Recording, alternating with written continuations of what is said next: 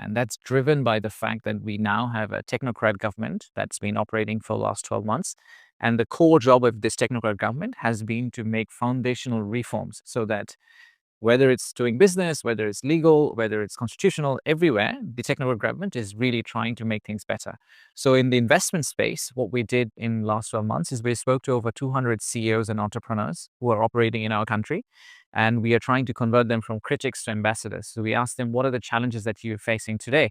And basis their feedback, we created a 32-item list which we need to get done by December. And we come back as a report card every other month as well. We've made it public and we've gone through 18 of them, a few of them left. So I genuinely feel that we are making marked difference in improving the investment climate in Bangladesh. A big chunk of it is through digitization. So for example, in the ports, we have now launched something called the National Single Window.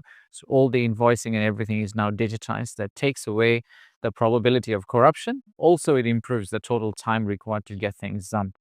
At the same time, in the Investment Development Office, which is run by our team, we have created a team of relationship managers who can then handhold the investors across the government alley so that landing in Bangladesh is much easier. So a number of macroeconomic interventions have also been done. If you have seen our numbers, the foreign currency reserves have gone up, and also the export numbers are looking very good, which has led to a point where the market liquidity for foreign currency and exchange is actually much better. So we need to think back why this change took place, the political reform. It's generally driven by the young people who wanted justice, who wanted a fair and transparent society, an equal opportunity for employment and for entrepreneurship. And the changes that we are bringing on the economic side are precisely that. We are trying to set up strong governance frameworks. We are digitizing the economy.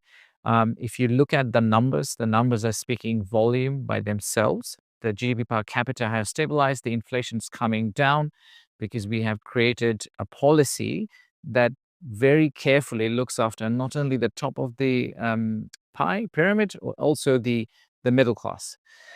So most of our economic reforms are focused on making sure that a foreign player or a good operator, a good player, gets exactly the same level of policy support, fiscal and non-fiscal, just as much as a bad player who is trying to navigate the system through a different means.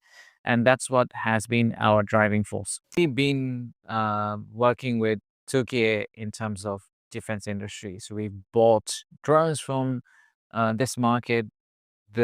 Both Air Force and Army chief and also the Navy chief has visited Turkey in the last 12 months. There are a lot of talks going on for defense cooperation.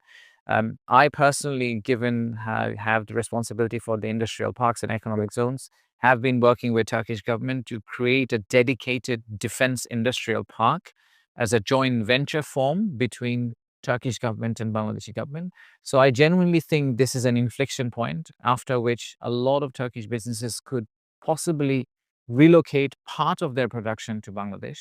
It doesn't have to be a 6th-generation fighter pilot. It doesn't have to be a very, very advanced tech item. But let's say the starting points of defense industry could easily relocate to Bangladesh, serve Bangladesh military, and at the same time serve the Southeast Asian region, which now I understand most of the Turkish businesses are trying to penetrate. So it could become the factory too for, and a joint venture possibly, for Turkish businesses who want to expand in defense industry. The word that comes to my mind is puzzling. The reason I say it's puzzling is because given the cultural affinity we have, given the friendship we have between Turkey and Bangladesh, starting from all the way to the top to the general mass, it's surprising that we only have $1 billion plus minus trade relationship. It should have been much more, especially the industries that operate in Turkey and Bangladesh. I can clearly see they're supplementary. They can share knowledge. They can actually trade items that could help each other. So that's how I would summarize the current situation. But I only see a lot of possibilities. We've sat with Tukumfed yesterday, Mosia today. We genuinely think if we can bridge the associations together, there will be a lot more dialogue, and dialogue will result into more. Look, what I would say, my advice to Turkish businesses who are considering to enter Bangladesh market is please visit Bangladesh, first of all.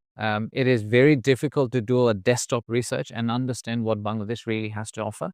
So it's absolutely crucial that you physically at least visit Bangladesh one time. The second point I would make is if you are trying to seek help in Bangladesh, please reach out to us, BIDA.